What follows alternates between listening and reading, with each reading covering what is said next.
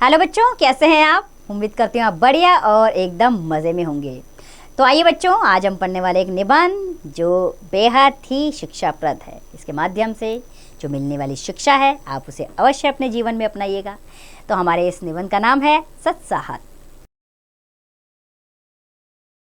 तो अपने इस निबंध को शुरू करने से पहले हम उसका संक्षिप्त परिचय ले लेते हैं। बच्चों, जीवन में साहस का बड़ा महत्व है। वास्तव में संसार का कोई भी बड़ा कार्य साहस के बिना नहीं हो सकता। कठिन परिस्थिति में साहस ही हमें बल देता है और हम उस संकट से बाहर आ पाते हैं। लेकिन हर प्रकार का साहस उचित नहीं होता। इस निबंध में साहस की श्रेणियों का वर्णन करके सत्साहस को ही वांछनीय बताया गया है। आइए बिना विलंब के हम इसे शुरू करते हैं। संसार के काम बड़े अथवा छोटे साहस के बिना नहीं होते। अर्थात संसार का कोई भी काम कर लीजिए, छोटा हो या बड़ा, साहस जरूरी है। संसार के सभी महापुरुष साहसी थे। बिना किसी प्रकार का साहस दिखाए किसी जाति या किसी देश का इतिहास ही नहीं बन सकता। अपने साहस के कारण ही अर्जुन, भीम, भीष्म, अभिमन्यु आदि आज हमारे हृदय में जागरूक हैं यानी कि जीवित हैं। अर्थात उनकी कथाएं आज भी हमें याद हैं और उनसे हमें प्रेरणा मिलती है। आल्प्स पर्वत के विशाल शिखरों को पार करने वाले हनीबल और नेपोलियन का नाम वीर वर्णों के नाम के साथ केवल उनके अतुलनीय साहस के कारण ही लिया जाता है। यह साहस का ही प्रभाव था जिसने तैमूर, बाबर, शिवाजी, क्रोमवेल, रणजीत सिंह और संग्राम सिंह जैसे सामान्य व्यक्तियों को कुछ से कुछ कर दिया। सत्साही के लिए केवल साहस करना ही अभीष्ट नहीं। सूरवंश के क्रूर कर्मा बादशाह मोहम्मद आदिल पर भरे दरबार में कितने ही सिरों और धड़ों को धरनी पर गिराकर एक मुसलमान युवक ने आक्रमण करने का असीम साहस प्रकट किया था। कारण यह था कि बादशाह ने उसके पिता की जागीर जब्त कर ली थी यानी कि अपने कब्जे में ले ली थी। इसी से उस युवक ने इतना साहस का काम किया। युवक मारा गया। उसके साहस और निर्भीकता का कुछ ठिकाना नहीं है, परंतु क्रोधांत यानी क्रोधित होकर, गुस्से में आकर, क्रोधांत होकर स्वार्थवश ऐसा साहस करने से युवक का यह कार्य किसी प्रकार भी प्रशंसनीय नहीं कहा जा सकता। इस प्रकार का साहस चोर और डाकू भी कभी कभी कर गुजरते हैं। राजा महाराजा भी अपनी कुत्सित इच्छा को पूरा करने के लिए कभी कभी इससे भी बढ़कर साहस के काम कर डालते हैं। ऐसा साहस नीच श्रेणी का साहस है। अर्थात किसी पर प्रहार करना एक नीच श्रेणी का साहस है। इसे आप साहस नहीं कह सकते। चलिए अब सोचकर बताइए जरा, युवक का कार्य प्रशंसनीय क्यों नहीं कहा जा सकता? बच्चों, युवक का कार्य प्रशंसनीय इसलिए नहीं कहा जा सकता क्योंकि युवक ने साहस तो किया लेकिन किसी को मारने का साहस किया। यह कार्य उचित नहीं है, इसीलिए प्रशंसनीय नहीं है। मध्यम श्रेणी का साहस प्राय शूरवीरों में पाया जाता है। वह उनके उच्च विचार और निर्भीकता को भली भांति प्रकट करता है। निर्भीकता यानी कि बिना डर के काम करना।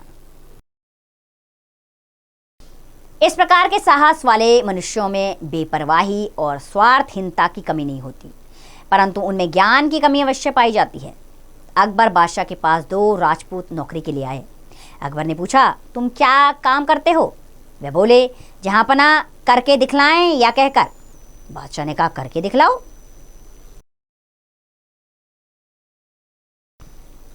राजपूतों ने घोड़ों पर सवार होकर अपने अपने बर्छे संभाले और अकबर के सामने ही एक दूसरे पर वार करने लगे।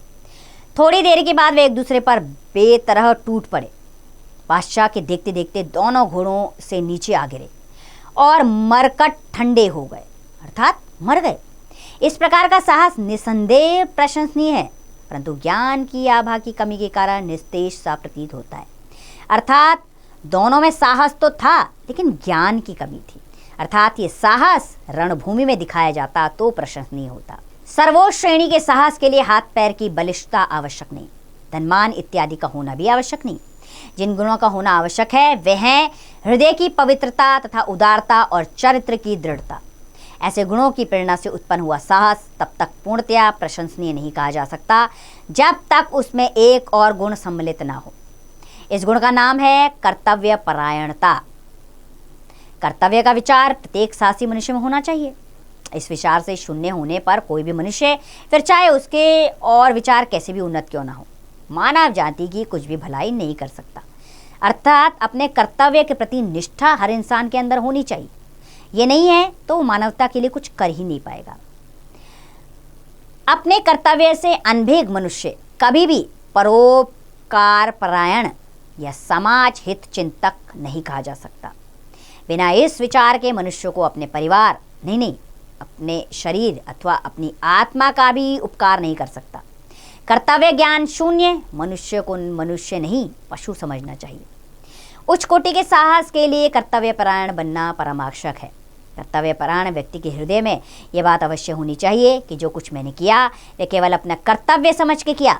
मारवाड़ के मौरूदा गांव का जमींदार बुद्धन सिंह किसी झगड़े के कारण स्वदेश छोड़कर जयपुर चला गया और वहीं बस गया। थोड़े ही दिनों बाद मराठों ने मारवाड़ पर आक्रमण कर दिया। यद्यपि बुद्धन मारवाड़ को बिल्कुल ही छोड़ चुका था, तथापि अपनी मातृभूमि पर शत्रुओं के आक्रमण का समाचार पाकर और उसको संकट में पड़ा देखकर उसका रक्त उबल पड़ा। स्वदेश भक्ति ने उसे बतला दिया, ये समय ऐसा नहीं है कि तू अपने घरेलू झगड़ों को याद करे, उठ और अपना कर्तव्य पालन कर। अर्थात उसके मन ने उसे झंझोड़ा कि उठ, आज तेरी मातृभूमि को तेरी आवश्यकता है, जा। इस विचार ने उसे इतना पागल कर दिया कि वे अपने 150 साथियों को लेकर बिना किसी से पूछे जयपुर से तुरंत चल पड़ा। देश भर में मराठे फैले हुए थे, उनके बीच से होकर निकल जाना कठिन काम था, परंतु बुद्धन के साहस के सामने उस कठिनता को सिर झुकाना पड़ा। एक दिन अपनी मुट्ठी भर साथियों को लिए वह मराठों के बीच से होकर निकल ही गया। इस तरह निकल जाने से उसके बहुत से साथी रण क्षेत्र रूपी अग्नि कुंड में आहूत हो गए। आहूत यानी कि उनकी जान चली गई, बलिदान हो गए। जीवित बचे हुओं को बुद्धन सिंह भी था, यानी कि जो जीवित बचे हुए थे उसमें बुद्धन सिंह भी था। वह समय पर अपने देश और अपने राजा की सेवा के लिए पहुंच गया। इस घटना को हुए बहुत दिन हो गए, परंतु आज तक वीर जाति राजपूत अपने कर्तव्य परायण वीर बुद्धन की वीरता को सम्मान पूर्वक याद करते हैं। राजपूत महिलाएं आज भी बुद्धन और उसके वीर साथियों की वीरता के गीत गाती हैं। मौरूदा में आज भी एक स्तंभ उन वीरों की याद में खड़ा हुआ इतिहास सेतुओं के हृदय को उत्साहित करता है।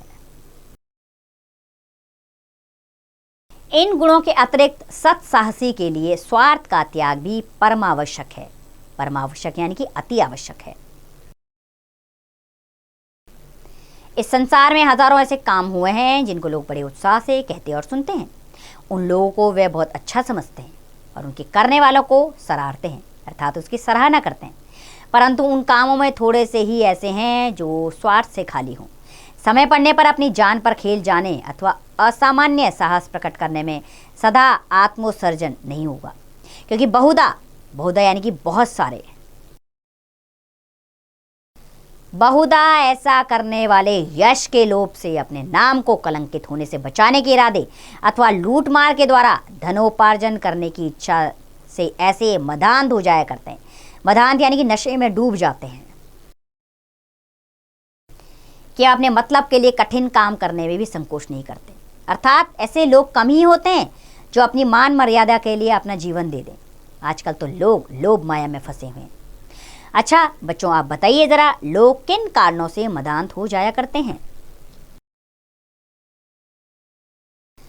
बच्चों, लोग अपने नाम को कलंकित होने से बचाने के लिए, धनोपार्जन के लिए मदांत हो जाया करते हैं।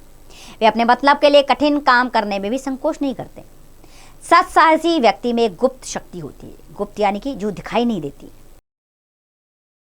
गुप्त का अर्थ होता है अदृश्य, जिसके बल से वह दूसरे मनुष्य को दुख से बचाने के लिए प्राण तक देने को प्रस्तुत हो जाता है।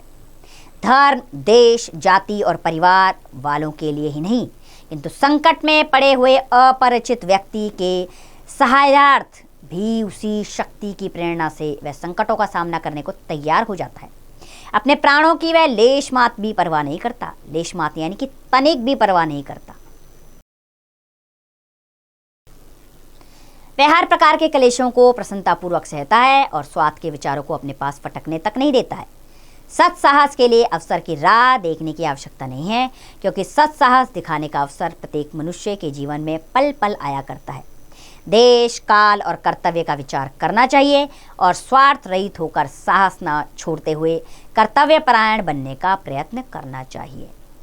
तो बच्चों, ये लेख हमें यह समझाने का प्रयास किया गया है इसमें कि हमें स्वार्थ रहित होकर कार्य करने चाहिए, अपने कर्तव्य पर विचार करना चाहिए और अपने देश के हित में कार्य करना चाहिए। तो ये निबंध लिखा गया है गणेश शंकर विद्यार्थी द्वारा। आइए उनके विषय में भी जान लेते हैं। बच्चों, गणेश शंकर विद्यार्थी का जन्म 26 अक्टूबर 1890 को प्रयागराज में हुआ था। वे एक महान पत्रकार और लेखक थे। उनकी प्रतिभा को देखते हुए आचार्य महावीर प्रसाद द्विवेदी ने उन्हें अपने सहायक के रूप में सरस्वती में रख लिया। बाद में उन्होंने कानपुर से प्रताप नामक पत्र का लगभग 2 दशक तक संपादन किया। 1931 में कानपुर में सांप्रदायिक दंगे शुरू हो गए। 25 मार्च 1931 को दंगे रोकने की कोशिश करते हुए वे दंगाइयों के बीच फंस गए और उनकी हत्या हो गई। ये थे गणेश शंकर विद्यार्थी, जिनका अपना जीवन भी लोगों की सेवा में समर्पित हो गया। और इस लेख के द्वारा यही उन्होंने समझाया है कि हमें भी मानवता कल्याण के लिए आगे बढ़ना चाहिए। उम्मीद करती हूँ बच्चों, ये अध्याय आपको समझ आया होगा। अब इसका अभ्यास कार्य आप स्वयं कीजिए।